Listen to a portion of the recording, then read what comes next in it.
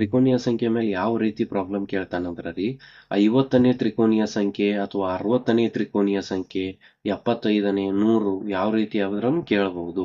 ಅವಾಗ ಏನ್ ಮಾಡ್ಬೇಕ್ರಿ, ಇದಕ್ಕೊಂದು ಸೂತ್ರ ಐತ್ರಿ.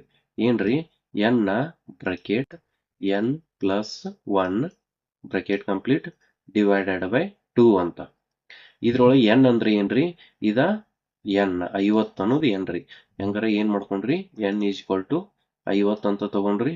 ಹಾಗಾದ್ರೆ ಈ ಸೂತ್ರ ಒಳಗೆ ಹಾಕೊಂಡ್ರಿ 50 bracket 50 plus 1 bracket complete divided by 2 ಆಕೈತಿ.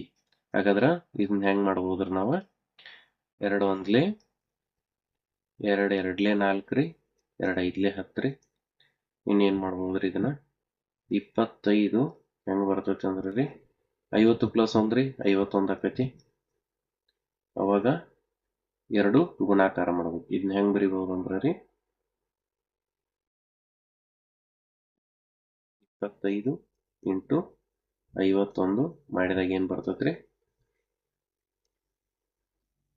ಇಲ್ಲೇನಾಕೈತ್ರಿ 25 ಒಂದ್ಲೆ ಎಷ್ಟಾಕೈತ್ರಿ 25 ರೀ, 2 ಕೈಲ ರೀ 25 ಐದ್ಲೆ 125 ಆಕೈತಿ. ಇದನ್ನ 2 ಕೂಡಿಸ್ರ 127 ಆಕೈತಿ. ಹಾಗಾದ್ರೆ ಇದ್ರ ಆನ್ಸರ್ ರೀ 1275. ಅಂದ್ರೆ 50ನೇ ತ್ರಿಕೋನೀಯ ಸಂಖ್ಯೆ ಒಳಗೆ ಎಷ್ಟು ತ್ರಿಕೋನೀಯ ಚುಕ್ಕೆಗಳು ಇರ್ತಾವ ಅಂದ್ರೆ ರೀ ಇಷ್ಟು ತ್ರಿಕೋನೀಯ ಚುಕ್ಕೆಗಳು ಇರ್ತಾವು.